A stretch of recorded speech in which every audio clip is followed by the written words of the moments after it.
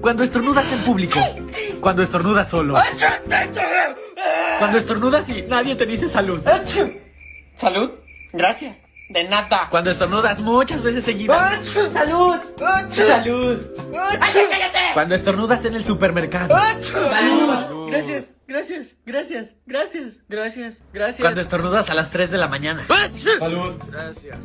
¿Qué? No, pues, bus. Cuando estornudas en 2020.